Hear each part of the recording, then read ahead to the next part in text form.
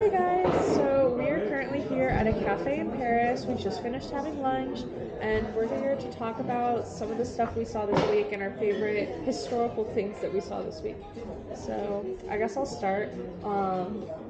Obviously, a classic is the Eiffel Tower. I really like it because obviously it's really pretty and a staple of France, but I also really like the history behind it. So it was made for the World Fair that took place in Paris in the 1880s, 1890s, and at its first conception, it was hated by a lot of people because it was going to be one of the tallest. It was going to be the tallest building ever built at like 300 meters, and a lot of artists were like, "This is totally going to ruin Paris. Like, we need to stop this thing from being built. Like, this thing is going to be awful." We all know how that turned out, though. It did get built, and at its inception and release, it was immediately a hit with the public, and everyone loved it. Because you got to walk all the way up and the elevator opened and then you could go up very quickly to the top and just kind of see everything, and everyone was a big fan of that. And even though it had a permit for only 20 years, it was eventually allowed to remain standing and not be torn down, because it was useful for radiology. So that's the history of the Eiffel Tower in a nutshell. So who wants to go next? I can go. So the other day, we went and visited Place de la Bastille, which is the location of the prison that was stormed at the beginning of the French Revolution.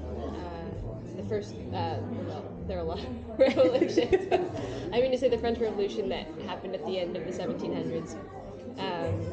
And there are no remains of the prison anymore, but the Place de la Bastille is where it was located. And now what's there is the famous green tower with the angel on top.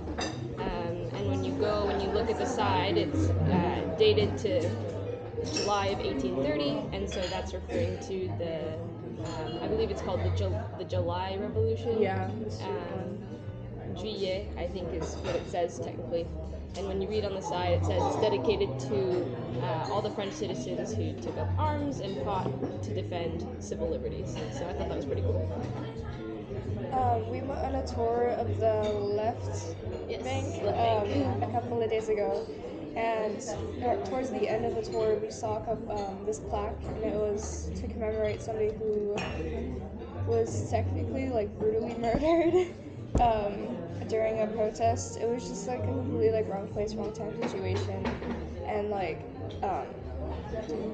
So normally they had the plaques on the buildings, right? And this one was on the floor. Mm-hmm. So that was super interesting because like they cared enough to have it there, the police, but not right? like it was the police murdered. It was the police that murdered him, and he wasn't even participating in the protest. He was literally just there, and very important events. And I thought that was super like interesting to see, and how it was interesting like that it was on the floor instead of like on one of the buildings like all the other plaques are. No, it just it didn't even say that it was done by the police. Yeah, right? even say like, and then he was saying that like people come like at a certain time to like, say, oh, this was done by the police, and they like spray paint the sidewalk. Yeah, they'll spray paint it so that it's it's known. It's known that the police are not permission. Also on the tour that same day, a little bit before, it was in like the Garden of Luxembourg. There was like a sculpture or statue that had chains. So basically, it was like one chain that was like in the ground, one chain like fully circle, and then the other top chain was broken. So that kind of represents like how slavery has evolved like over time. And so like the bottom chain, like that represents like it happened, like there's roots to it. And then like the middle circle or chain, it just represents that it still continues, and like it just happened basically. And then the last chain where it's broken, it means like it's like it has been abolished. And one thing that the tour guide mentioned was that not too long ago, but in 2001, the French Senate, they established that slavery was actually a crime, and that brought a lot of attention to it. And so that just represents how slavery has like evolved from one long time ago till today. Yeah, I think that's pretty cool. Sorry, No, go ahead. No, go ahead. my favorite historical site that we visited was probably the Louvre. It was originally a fortress built by, I believe, King Henry Augustine or something like that. But it was eventually overthrown by the French revolutionists, and they took it back basically. And now it is used as a museum, and all the king's treasures and art and things in there. And then they've acquired more over time. It's been placed there for the public. And I also think it's fascinating. During World War II, the Nazis tried to raid the Louvre. And so they had a bunch of spies, and people basically wrap all of the art and things up and hide it. And luckily, none of it got destroyed during that. So I think that's fascinating. I think at one point it was a palace. Like, Yeah, it was a and then fortress palace, whatever. It was originally built as a fortress, but it's been used as for the kings. Well, it looks like a palace too. The outside is so elaborate. There was one other thing I wanted to mention that I thought was super cool, or I guess interesting. I just didn't think of it before. But when we were on the tour, our tour guide mentioned that in the 50s, there were more black members of the Senate than there are now, and the reason is because after World War II, France was, trying to hold on to their colonies. No, well, it was, yes, right? Yeah. yes, it was. They were still. I mean, they had to be a model for the world, be this French Republic, be a model in democracy, and yet they still wanted to keep their colonies.